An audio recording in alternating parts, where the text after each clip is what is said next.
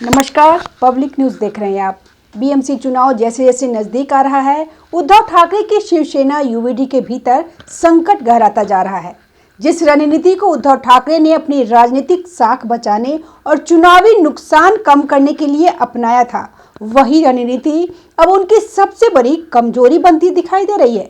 मुस्लिम card, जिसे उन्होंने मजबूरी में खेला, अब पार्टी के भीतर ही विद्रोह और असंतोष की आग भड़का रहा है। अब वो मुस्लिम कार्ड उन पर भारी पड़ रहा है। उद्धव ठाकरे को इसका उल्टा नुकसान चुकाना पड़ रहा है कि जिन इलाकों में बागी नेताओं के कारण भी इतनी मुसीबत नहीं थी, वह मुसीबत अब उन जगहों पे हो गई जहां पे उन्होंने बाहर से मुस्लिम नेता भर लिए हैं और उन्हें टिकट दिया है।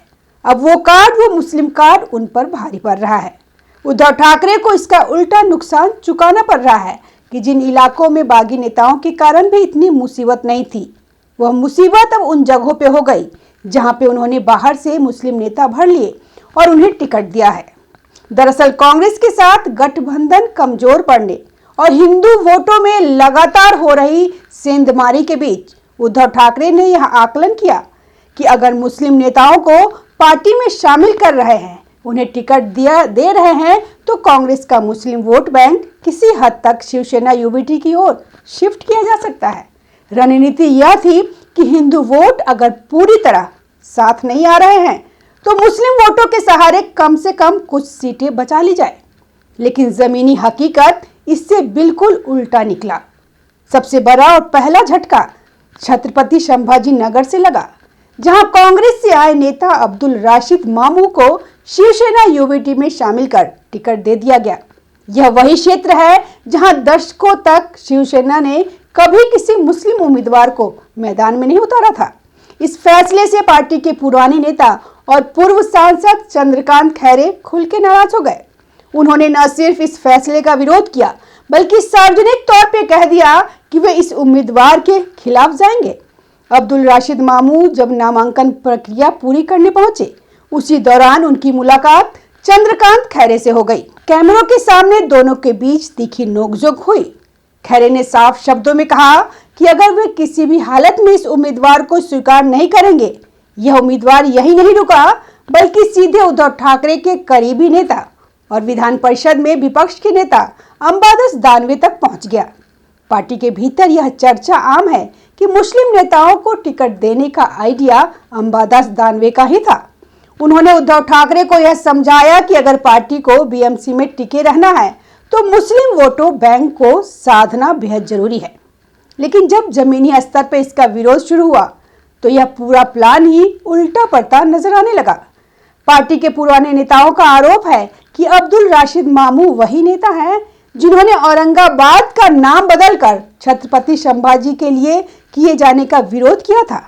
इतना ही नहीं, वे लंबे समय तक कांग्रेस में रहे और शिवसेना के खिलाफ आंदोलनों और हिंसक घटनाओं में उनकी भूमिका को लेकर भी सवाल उठते रहे हैं। कुछ नेताओं का दावा है कि उनके खिलाफ एनएसए जैसे कड़े कानून के तहत कार्रवाई तक हो चुकी है।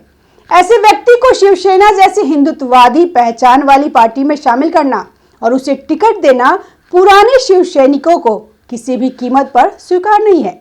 उनका कहना है कि जिन्होंने वर्षों तक भगवा झंडे के लिए संघर्ष किया, आज उन्हीं को दरकिनार कर ऐसे लोगों को आगे बढ़ाया जा रहा है जो कभी शिवसेना के सबसे बड़े विरोधी रहे हैं। मुंबई में भी हालात कुछ ऐसे ही हैं। प्रभाग क्रमांक 161 यानी चांदीवाली इलाके में एआईएमआईएम से जुड़े रहे सैयद इमरान को शिवसेना यूवीडी में शामिल कर टिकट दिया गया। यह वही इलाका है जहां शिवसेना लगातार 6 बार जीत दर्ज कर चुकी है और हमेशा हिंदू कॉरपोरेटर चुने गए हैं। स्थानीय शिवसैनिकों में इस फैसले को लेकर भारी नाराजगी है। स्थानीय नेताओं का साफ सवाल है कि क्या पार्टी के भीतर कोई भी ऐसा कार्यकर्ता नहीं था जिसने सालों तक मेहनत की हो और टिकट का हकदार हो। सिर्फ धार्मिक समीकरण साधने के लिए बाहर से आए व्यक्ति को टिकट देना उन्हें सीधा धोखा लग रहा है। यही वजह है कि कई स्थानीय नेता खुलकर कह रहे हैं कि वे सैयद इमरान का समर्थन नहीं करेंगे। जोगेश्वरी वेस्ट में भी चंगेज मुल्तानी को टिकट दिए जाने का विरोध हो रहा है। यहाँ भी पार्टी के अंदर से आवाज उठ रही है कि शिवसेना यूवीडी अपनी जड़ों को खुद कमजोर कर रही है। पुराने कार्यकर्ताओं का कहना है कि पार्टी अपनी पहचान से समझौता कर रही है। इन फैसलों का सबसे बड़ा नुकसान यह हुआ कि पार्टी का कोर वोट बैंक और संगठन उद्धव ठाकरे से लगातार दूर होता जा रहा है।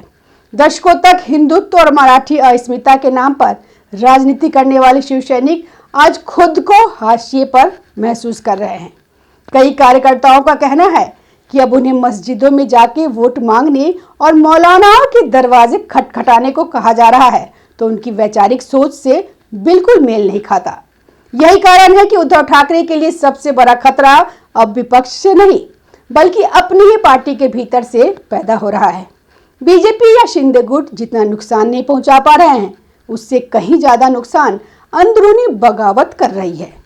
हालात इतने बिगड़ चुके हैं कि मातोश्री के बाहर भी नाराजगी खुलकर सामने आने लगी है। नारेबाजी हो रही है, आरोप लगाए जा रहे हैं, यहां तक कि उद्धव ठाकरे गद्दार है जैसे नारे भी सुनाई देने लगे हैं। यह स्थिति आदित्य ठाकरे के लिए भी संभालना मुश्किल साबित हो रही है। बगावत को थामने के लिए उद्धव ठाकरे और राज ठाकरे दिन भर बैठकों में जुटे रहे। कभी मातोश्री तो कभी शिव तीर्थ में लगातार चर्चा होती रही।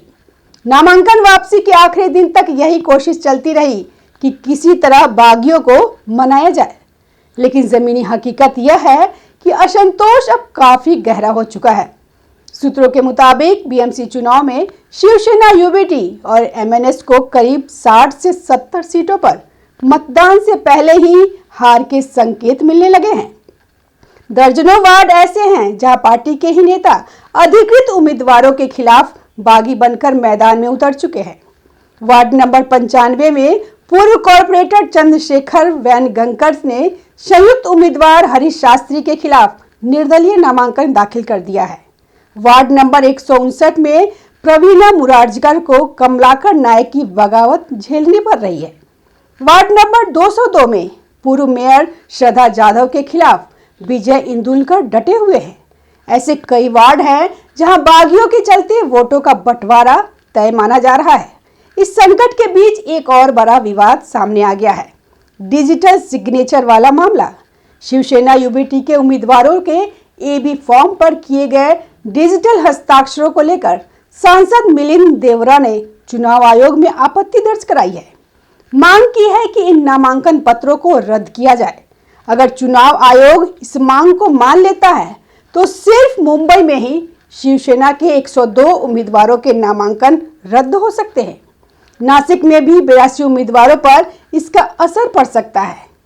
ऐसे में उद्धव ठाकरे की पार्टी कई सीटों पर बिना उम्मीदवार के ही चुनाव से बाहर हो सकती है। यही वजह है कि उद्धव ठाकरे खुद इस मुद्दे पर सक्रिय हो गए हैं और लगातार चुनाव आयोग के संपर्क में है। पार्टी का तर्क है कि डिजिटल सिग्नेचर को पहले भी मान्यता मिलती रही है और नासिक में ऐसे ही मामलों में राहत दी जा चुकी है, लेकिन मुंबई को लेकर अभी स्थिति साफ नहीं है। कुल मिलाकर बीएमसी चुनाव उद्धव ठाकरे के लिए सिर्फ एक चुनाव नहीं बल्कि उनके राजनीतिक अस्तित्व, विचारधारा और नेतृत्व की परीक्षा बन चुका है। जिस मुस्लिम कार्ड से उन्हें राहत की उम्मीद थी, वही कार्ड आज पार्टी के भीतर सबसे बड़ा संकट बन चुका है। आने वाले दिनों में यह तय होगा कि ठाकरे बंधु इस संकट से उबर पाते हैं या फिर बीएमसी की सत्ता उनसे हमेशा के लिए दूर हो जाती है। धन्यवाद। हमारे वीडियो को लाइक कीजिए, शेयर कीजिए, कमेंट कीजिए और सब्सक्राइब जरूर कीजिए। ताज़ा खबरों से जुड़े रहने के लिए हमारे चैनल को सब्सक्राइब करें और बेल आइकन को दबाना ना भूलें ताकि हर खबर की नोटिफिकेशन आपको मिलती रहे।